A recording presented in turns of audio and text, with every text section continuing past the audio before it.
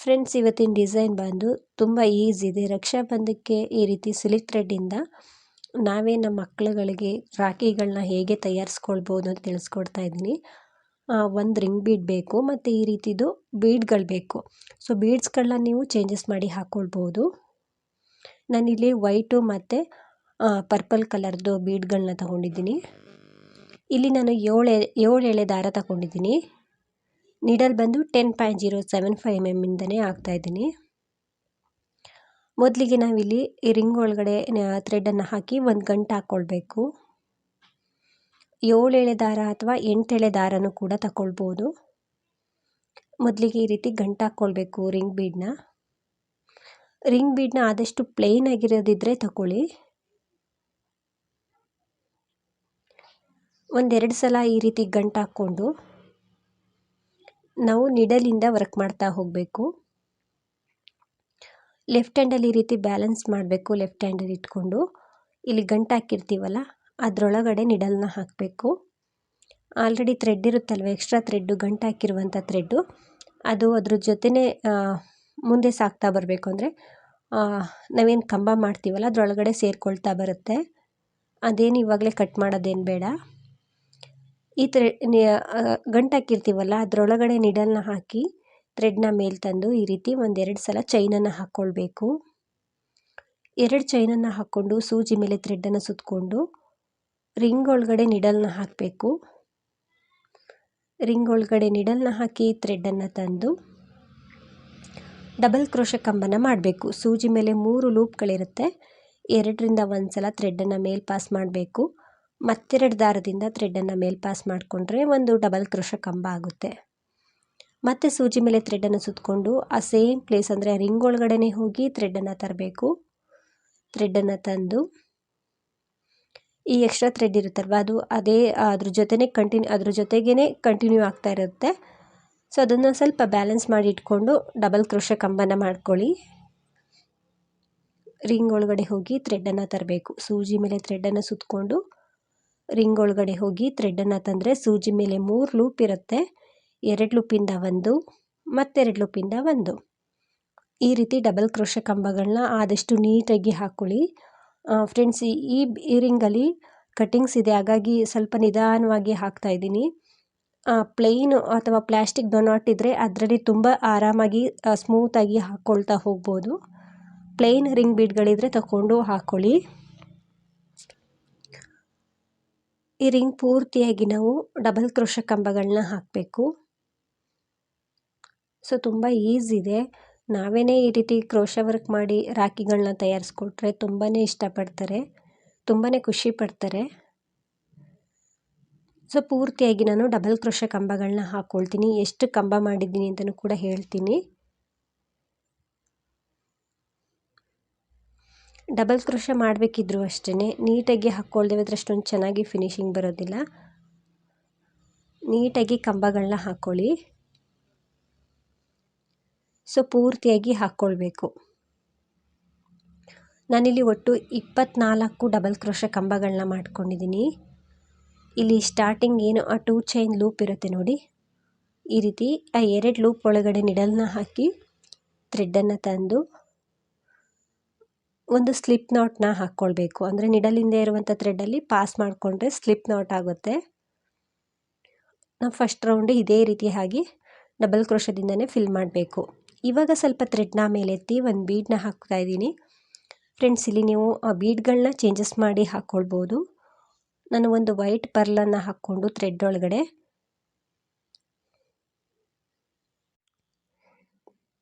ಒಂದು ಕಂಬವನ್ನು ಸ್ಕಿಪ್ ಮಾಡಿ ಸಿಂಗಲ್ ಕ್ರೋಶನ ಮಾಡಬೇಕು. ಇದು 3 mm ಬೀಡ್ ಆಗಿರೋದ್ರಿಂದ ಒಂದು ಕಂಬನ ಬಿಟ್ಟೇ ಹಾಕಬೇಕು, ಇಲ್ಲಾಂದರೆ ಫಿನಿಶಿಂಗ್ ಚೆನ್ನಾಗಿ ಬರೋದಿಲ್ಲ. ಇದಕ್ಕಿಂತ ಸ್ಮಾಲ್ ಬೀಡ್ ಏನಾದರೂ ತಗೊಂಡ್ರೆ ಪ್ರತಿ ಕಂಬದ ಮೇಲೂ ಕೂಡ ಒಂದೊಂದು ಬೀಡನ್ನ ಹಾಕ್ಕೊಂಡು ಸಿಂಗಲ್ ಕ್ರೋಶನ ಮಾಡ್ಬೋದು. ಬಟ್ ನಾನಿಲ್ಲಿ ಸ್ವಲ್ಪ ಬಿಗ್ ಬೀಡನ್ನ ಹಾಕ್ತಿರೋದ್ರಿಂದ ಒಂದು ಕಂಬನ ಸ್ಕಿಪ್ ಮಾಡಿ ನಂತರದ ಕಂಬಕ್ಕೆ ಸಿಂಗಲ್ ಕ್ರೋಶನ ಮಾಡಿಕೊಂಡೆ. ಮತ್ತೆ ಸ್ವಲ್ಪ ಥ್ರೆಡ್ನ ಮೇಲೆತ್ತಿ ಮತ್ತೊಂದು ಬೀಡನ್ನ ಹಾಕ್ತಾಯಿದ್ದೀನಿ. ನಾನಿಲ್ಲಿ ಒಂದು ಗೋಲ್ಡ್ ಬೀಡನ್ನ ಹಾಕ್ಕೊಳ್ತಾ ಇದ್ದೀನಿ. ಸೊ ಬೀಡ್ಗಳನ್ನ ಚೇಂಜಸ್ ಮಾಡಿ ಹಾಕ್ಕೊಳ್ಬೋದು. ಇಲ್ಲಿ ಒಂದು ಸಿಂಗಲ್ ಕ್ರೋಶನ ಒಂದು ಕಂಬವನ್ನು ಸ್ಕಿಪ್ ಮಾಡಿ ನಂತರದ ಕಂಬದ ಮೇಲೆ ಸಿಂಗಲ್ ಕ್ರೋಶ. ಸೊ ಮತ್ತೆ ಸ್ವಲ್ಪ ಥ್ರೆಡ್ನ ಮೇಲೆತ್ತಿ ಮತ್ತೊಂದು ಬೀಡನ್ನ ಹಾಕ್ಕೊಳ್ತಾ ಇದ್ದೀನಿ. ಸೊ ಮಿಕ್ಸಲ್ಲಿ 2 ಕಲರಲ್ಲಿ ಹಾಕ್ತಾಯಿದ್ದೀನಿ. ಒಂದೇ ಕಲರಲ್ಲಾದರೂ ಹಾಕ್ಕೊಳ್ಬೋದು. ಬೀಡನ್ನ ಹಾಕ್ಕೊಂಡೆ, ಒಂದು ಕಂಬನ ಬಿಟ್ಟು ನಂತರದ ಕಂಬದ ಮೇಲೆ ಸಿಂಗಲ್ ಕ್ರೋಶ. ಸೊ ಮತ್ತೊಂದು ಬೀಡನ್ನ ಹಾಕ್ಕೊಳ್ತೀನಿ. ಈ ರೀತಿ ಒಂದೊಂದೇ ಕಂಬವನ್ನು ಸ್ಕಿಪ್ ಮಾಡಿಕೊಂಡು ನಾವು ಬೀಡ್ಗಳನ್ನ ಹಾಕ್ಕೊಳ್ತಾ ಹೋಗಬೇಕು. ಮತ್ತೆ ಸ್ವಲ್ಪ ಥ್ರೆಡ್ನ ಮೇಲೆತ್ತಿ ಮತ್ತೊಂದು ಬೀಡನ್ನ ಹಾಕ್ತಾ ಇದ್ದೀನಿ. ಬೀಡನ್ನ ಥ್ರೆಡ್ ಒಳಗಡೆ ಹಾಕ್ಕೊಂಡು ಒಂದು ಕಂಬವನ್ನು ಸ್ಕಿಪ್ ಮಾಡಿ ನಂತರದ ಕಂಬಕ್ಕೆ ಸಿಂಗಲ್ ಕ್ರೋಶನ ಮಾಡಬೇಕು, ಅಂದರೆ ಲಾಕ್ ಮಾಡಬೇಕು. ಫ್ರೆಂಡ್ಸ್, ಹೀಗೇ ಹಾಕ್ಕೊಳ್ಬೇಕು ಅಂತ ಏನಿಲ್ಲ. ಈ ರೀತಿ ಆರ್ಚಲ್ಲಿ ತುಂಬ ಚೇಂಜಸ್ ಮಾಡ್ಕೊಳ್ಬೋದು. ಒಂದು ಸಿಂಪಲ್ ಆರ್ಚನ್ನು ಮಾಡಿಕೊಂಡು ರಾಖಿನೇ ಹೇಗೆ ಮಾಡೋದು ಅಂತ ತೋರಿಸ್ತಾ ಇದ್ದೀನಿ ಅಷ್ಟೇ. ಸೊ ಮತ್ತೊಂದು ಬೀಡನ್ನ ಹಾಕ್ಕೊಂಡೆ, ಒಂದು ಕಂಬವನ್ನು ಸ್ಕಿಪ್ ಮಾಡಿ ನಂತರದ ಕಂಬದ ಮೇಲೆ ಸಿಂಗಲ್ ಕ್ರೋಶನ ಮಾಡ್ತಾಯಿದ್ದೀನಿ. ಇದೇ ರೀತಿ 2 ಕಲರಲ್ಲಿ ನಾವು ಪೂರ್ತಿಯಾಗಿ ಹಾಕ್ಕೊಳ್ಬೇಕು. ಏನು 24 ಡಬಲ್ ಕ್ರೋಶ ಕಂಬ ಮಾಡಿರ್ತೀವೋ ಅಲ್ಲಿ ಒಂದೊಂದು ಕಂಬನ ಸ್ಕಿಪ್ ಮಾಡಿ ಒಂದೊಂದು ಬೀಡ್ಗಳನ್ನ ಹಾಕ್ಕೊಂಡು ಸಿಂಗಲ್ ಕ್ರೋಶ ಮಾಡ್ತಾ ಬರಬೇಕು.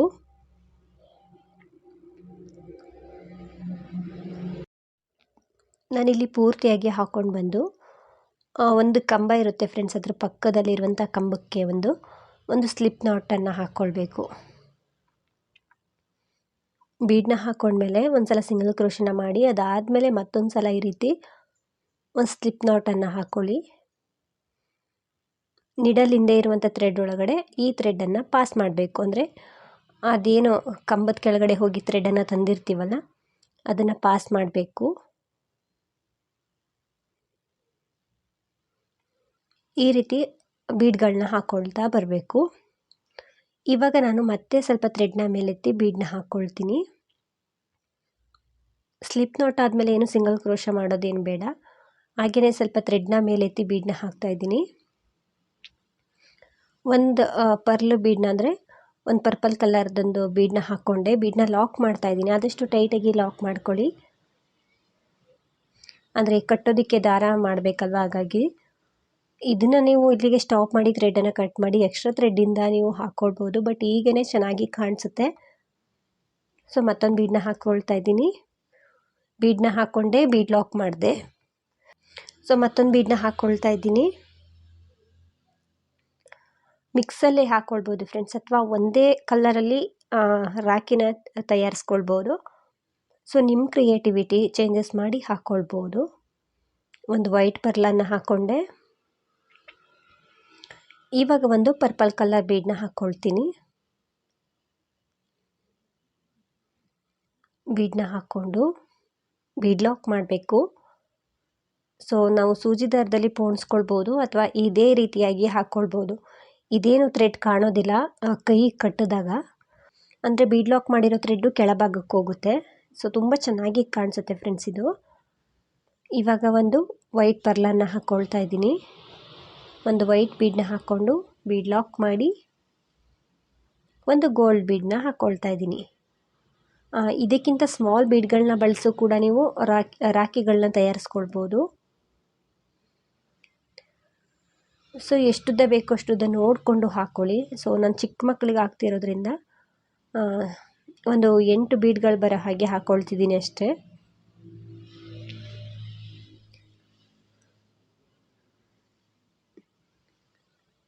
ಇವಾಗ ನಾವು ಈ ರೀತಿ ಹಾಕ್ಕೊಂಡ್ಮೇಲೆ ಸ್ವಲ್ಪ ಚೈನ್ಗಳನ್ನ ಕೂಡ ಹಾಕ್ಕೊಳ್ತೀನಿ ನಾನು. ಸೊ ತುಂಬ ಕ್ಯೂಟಾಗಿ ಬಂದಿದೆ ಫ್ರೆಂಡ್ಸ್, ಇದು ನೋಡ್ತಿರ್ಬೋದು. ಇವಾಗ ಸ್ವಲ್ಪ ಚೈನ್ಗಳನ್ನ ಹಾಕ್ಕೊಳ್ತೀನಿ. ಇದನ್ನು ಬೇಕಿದ್ದರೆ ಬೀಡ್ಸ್ಗಳನ್ನ ಇನ್ನೂ ಕೂಡ ಜಾಸ್ತಿ ಹಾಕ್ಕೊಳ್ಬೋದು. ನಾನಿಲ್ಲಿ 8 ಬೀಡ್ಗಳನ್ನ ಹಾಕ್ಕೊಂಡಿದ್ದಾದಮೇಲೆ ಚೈನ್ಗಳನ್ನ ಹಾಕ್ತಾಯಿದ್ದೀನಿ. ಇದನ್ನು ನೀವು ಕಟ್ಟೋದಕ್ಕೆ ಎಷ್ಟು ದಾರ ಬೇಕು ಅಂತ ಒಂದು ಅಂದಾಜಲ್ಲಿ ಇಟ್ಕೊಂಡು ಚೈನ್ಗಳನ್ನ ಹಾಕ್ಕೊಳ್ಬೋದು. ಚೈನ್ಗಳು ಹಾಕಬೇಕಿದ್ರೂ ಅಷ್ಟೇ, ತುಂಬ ಟೈಟು ಬೇಡ, ತುಂಬ ಲೂಸು ಬೇಡ, ನೀಟಾಗಿ ಒಂದೇ ಸಮ ಬರೋ ಹಾಗೆ ಚೈನ್ಗಳನ್ನ ಹಾಕ್ಕೊಳ್ತಾ ಹೋಗಬೇಕು. ನಾನಿಲ್ಲಿ ಒಂದು 20 ಚೈನ್ಗಳನ್ನ ಹಾಕಿದ್ದೀನಿ. ಸೊ ದೊಡ್ಡವ್ರಿಗಾದರೆ ಒಂದು 25-30ವರೆಗೂ ಹಾಕಬೇಕಾಗುತ್ತೆ. ಮತ್ತು ಬೀಡ್ಗಳನ್ನೂ ಕೂಡ ಸ್ವಲ್ಪ ಇನ್ಕ್ರೀಸ್ ಮಾಡ್ಕೊಳ್ಬೋದು. ನೀವಲ್ಲಿ 8 ಬೀಡ್ಗಳನ್ನ ಹಾಕಿದ್ದೀರಲ್ವ, 10 ಬೀಡ್ಗಳನ್ನ ಹಾಕ್ಕೊಂಡು ಒಂದು 25-30 ಚೈನ್ಗಳನ್ನ ಹಾಕ್ಕೊಳ್ಳಿ. ಕಟ್ಟೋದಕ್ಕೆ ತುಂಬ ಸುಲಭ ಆಗುತ್ತೆ. ಸೊ ಎಕ್ಸ್ಟ್ರಾ ಸ್ವಲ್ಪ ಥ್ರೆಡ್ ಬಿಟ್ಟು ನಿಡಲ್ನ ನಾನು ಎಳ್ಕೊಂಡಿದ್ದೀನಿ. ಈ ರೀತಿ ದಾರ ಬರುತ್ತೆ. ಸೊ ಇದೇ ರೀತಿ ನಾವು ಈ ಸೈಡು ಕೂಡ ಒಂದು ದಾರನ ರೆಡಿ ಮಾಡ್ಕೊಳ್ಬೇಕು. ಹಾಗಾಗಿ ಮತ್ತೆ 7 ಎಳೆ ದಾರ ತಗೊಂಡು ಗಂಟು ಹಾಕ್ಕೊಳ್ತಾ ಇದ್ದೀನಿ. ಸೊ ಕರೆಕ್ಟಾಗಿ ಮಧ್ಯದಲ್ಲಿ ಬರೋ ಹಾಗೆ, ಅಂದರೆ ಇಲ್ಲಿ ಮಣಿಗಳನ್ನ ಹಾಕಿದ್ದೀವಲ್ಲ ಅದ್ರ ಮಧ್ಯದಲ್ಲಿ 2 ಕಡೆ ಸಮ ಮಣಿಗಳು ಬರಬೇಕು. ಮಧ್ಯದಲ್ಲಿ ಈ ರೀತಿ ನೀಡಲ್ನ ಹಾಕಿ ಈ 7 ಎಳೆ ದಾರ ಏನಿದೆ ಅದನ್ನು ತಗೊಳ್ತಾ ಇದ್ದೀನಿ. ಈ ರೀತಿ ಮೇಲೆ ತಗೊಂಡು ಅದನ್ನು ಗಂಟು ಹಾಕ್ಕೊಳ್ಳಿ. ಈ ರೀತಿ ಥ್ರೆಡನ್ನು ಮೇಲೆ ತಗೊಂಡು ಒಂದು ಟೈಟಾಗಿ 1-2 ಗಂಟು ಹಾಕ್ಕೊಳ್ಬೇಕು. ಸೊ ಈ ಕಡೆನೂ ಕೂಡ ನಾವು ಕಟ್ಟೋದಕ್ಕೆ ದಾರನ ರೆಡಿ ಮಾಡ್ಕೊಳ್ಬೇಕಲ್ವ, ಹಾಗಾಗಿ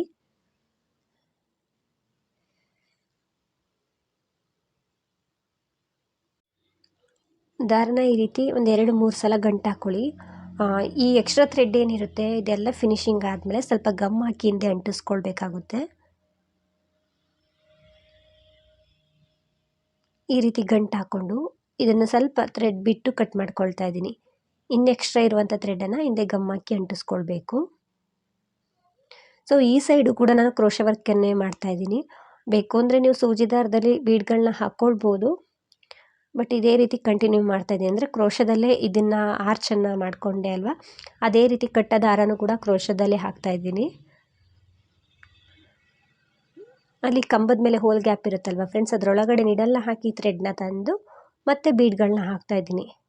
ಸೊ ಫಸ್ಟ್ ಹಾಕಿದ್ವಲ್ಲ ಅದೇ ರೀತಿ ಇಲ್ಲೂ ಕೂಡ ಮೊದಲು ಒಂದು ಪರ್ಪಲ್ ಕಲರ್ ಬೀಡನ್ನ ಹಾಕ್ಕೊಂಡು ಬೀಡ್ ಲಾಕ್ ಮಾಡ್ತಾಯಿದ್ದೀನಿ. ಸೊ ನೀವು ಫಸ್ಟ್ ಒನ್ ಹಾಕ್ಕೊಂಡಿರ್ತೀರಲ್ಲ ಸೇಮ್ ಅದೇ ರೀತಿ ಬರೋ ಹಾಗೆ ಹಾಕಬೇಕು. ಮತ್ತು 2 ಕಡೆ ಒಂದೊಂದು ರೀತಿ ಆದರೆ ಅಷ್ಟೊಂದು ಚೆನ್ನಾಗಿ ಕಾಣಿಸೋದಿಲ್ಲ. ಫಸ್ಟ್ ಏನು ದಾರ ಕಟ್ಟೋದನ್ನ ರೆಡಿ ಮಾಡ್ಕೊಂಡಿರ್ತೀರೋ ಅದು ಹೇಗೆ ಮಾಡಿರ್ತೀರೋ ಅದೇ ರೀತಿ ಈ ಸೈಡು ಕೂಡ ಹಾಕಬೇಕಾಗುತ್ತೆ. ವೈಟ್ ಪರ್ಲ್ ಆದಮೇಲೆ ಮತ್ತೆ ಒಂದು ಪರ್ಪಲ್ ಕಲರ್ ಬೀಡನ್ನ ಹಾಕ್ತಾಯಿದ್ದೀನಿ.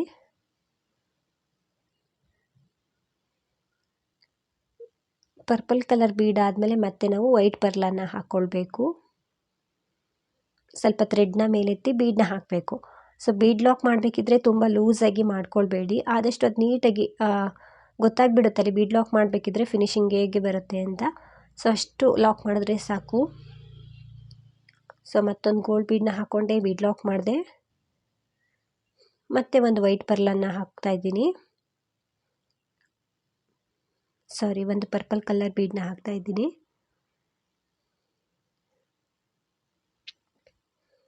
ಸೊ ಈ ಸೈಡ್ ಎಷ್ಟು ಮಣಿಗಳನ್ನ ಹಾಕಿದ್ದೀನಿ ಅಷ್ಟನ್ನೇ ಇವಾಗಲೂ ಕೂಡ ಹಾಕ್ಕೊಂಡಿದ್ದೀನಿ. ಇವಾಗ ನಾವು ಚೈನ್ಗಳನ್ನ ಹಾಕಬೇಕು. ಸೊ ಎಕ್ಸ್ಟ್ರಾ ಥ್ರೆಡ್ಡನ್ನು ಬಿಡಬೇಕಲ್ವ ಕಟ್ಟೋದಕ್ಕೆ, ಹಾಗಾಗಿ ಚೈನ್ಗಳನ್ನ ಹಾಕ್ಕೊಳ್ತಾ ಇದ್ದೀನಿ. ಆದಷ್ಟು ನೀಟಾಗಿ ಚೈನ್ಗಳನ್ನ ಹಾಕ್ಕೊಳ್ಳಿ, ತುಂಬ ಲೂಸಾಗಿ ಬಿಡೋದಕ್ಕೆ ಹೋಗಬೇಡಿ. ಈ ಸೈಡು ಕೂಡ ಒಂದು 20 ಚೈನ್ಗಳನ್ನ ಹಾಕ್ಕೊಳ್ತಾ ಇದ್ದೀನಿ. ಈ ದಾರ ಏನಿದೆ ಸ್ವಲ್ಪ ದಪ್ಪವಾಗಿ ಬರಬೇಕು ಅಂದರೆ 8 ಅಥವಾ 9 ಎಳೆ ದಾರ ತಗೊಳ್ಬೇಕಾಗುತ್ತೆ.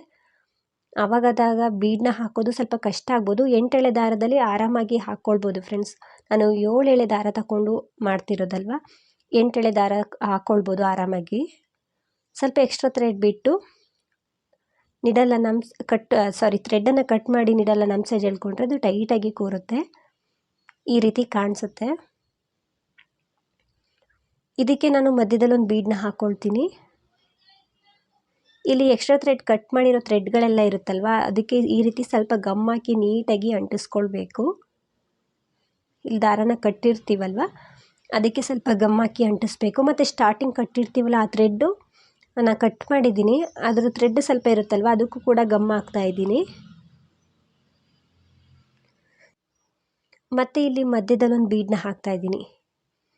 ಇದನ್ನು ಬೇಕಿದ್ರೆ ಸೂಜಿ ದಾರದಲ್ಲಿ ಹೊಲ್ಕೊಳ್ಬೋದು ಅಥವಾ ಈ ರೀತಿ ಗಮ್ ಹಾಕಿ ಒಂದು ಬೀಡನ್ನ ಅಂಟಿಸ್ಕೊಳ್ಬೋದು.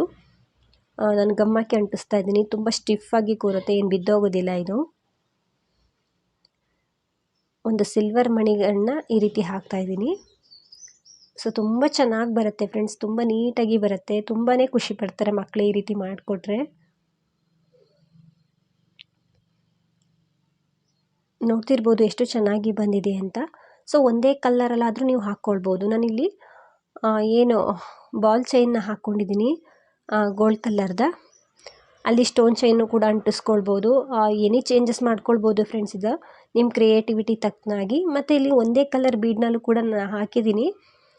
ವೈಟ್ ಪರ್ಲಲ್ಲಿ ಸ್ಮಾಲ್ ಬೀಡನ್ನ ಬಳಸ್ಕೊಂಡು ಈ ರೀತಿ ಹಾಕಿದ್ದೀನಿ. ಸೊ ತುಂಬ ಚೆನ್ನಾಗಿ ಬಂದಿತ್ತು ಎರಡೂ ಕೂಡ. ಈ ರೀತಿ ಒಂದೇ ಕಲರಲ್ಲಾದರೂ ಹಾಕ್ಕೊಳ್ಬೋದು, ಅಥವಾ ನಾನು ಇವಾಗ ಹಾಕಿದ್ನಲ್ವ ಡಬಲ್ ಕಲರಲ್ಲಿ ಆ ರೀತಿನಾದರೂ ಹಾಕ್ಕೊಳ್ಬೋದು. ಸೊ ಚೇಂಜಸ್ ಮಾಡಿ ನೀವು ಹಾಕ್ಕೊಳ್ಬೋದು. ಸೊ ತುಂಬ ಚೆನ್ನಾಗಿ ಬಂದಿತ್ತು. ನೀವು ಒಮ್ಮೆ ಟ್ರೈ ಮಾಡಿ. ಮನೇಲಿ ಏನಾದರೂ ಸಿಲ್ಕ್ ಥ್ರೆಡ್ ಇದ್ದರೆ ಈ ರೀತಿ ಕ್ರೋಶದಲ್ಲೇ ನಾವು ರಾಖಿಗಳನ್ನ ತಯಾರಿಸ್ಕೊಳ್ಬೋದು. ಒಂದು 20 ನಿಮಿಷ ಸಾಕು, ಫಾಸ್ಟಾಗಿ ಹಾಕ್ಕೊಳ್ಬೋದು, ಕಷ್ಟ ಏನಿಲ್ಲ. ಮಕ್ಕಳು ಕೂಡ ಅಷ್ಟೇ ಖುಷಿ ಪಡ್ತಾರೆ. ಫ್ರೆಂಡ್ಸ್, ಇವತ್ತಿನ ಡಿಸೈನ್ ಎಲ್ರಿಗೂ ಕೂಡ ಇಷ್ಟ ಆಗಿದೆ ಅಂದ್ಕೊಳ್ತೀನಿ. ನೀವೇನಾದರೂ ಫಸ್ಟ್ ಟೈಮ್ ನೋಡ್ತಿದ್ರೆ, ಯೂಟ್ಯೂಬಲ್ಲಿ ಏನಾದರೂ ನೋಡ್ತಿದ್ರೆ ಪ್ಲೀಸ್ ನಮ್ಮ ಚಾನಲ್ನ ಸಬ್ಸ್ಕ್ರೈಬ್ ಮಾಡಿ. ಫೇಸ್ಬುಕ್ಕಲ್ಲಿ ಏನಾದರೂ ನೋಡ್ತಿದ್ರೆ ಫೇಸ್ಬುಕ್ ಪೇಜನ್ನು ಫಾಲೋ ಮಾಡಿ. ಆದಷ್ಟು ವಿಡಿಯೋನ ಲೈಕ್ ಮಾಡಿ, ಶೇರ್ ಮಾಡಿ, ಮತ್ತು ಹೇಗಿದೆ ಅಂತ ಕಮೆಂಟ್ ಮೂಲಕ ತಿಳಿಸಿ. ಈವನ್ ಬಿಗಿನರ್ಸು ಕೂಡ ಟ್ರೈ ಮಾಡ್ಬೋದು. ನಮ್ಮ ಕ್ರೋಶ ಬರೋದಿಲ್ಲ, ಇವಾಗ ತಾನೇ ಕಲಿತಾ ಇದ್ದೀವಿ ಅನ್ನೋರು ಕೂಡ ಟ್ರೈ ಮಾಡ್ಬೋದು, ಕಷ್ಟ ಏನಿಲ್ಲ.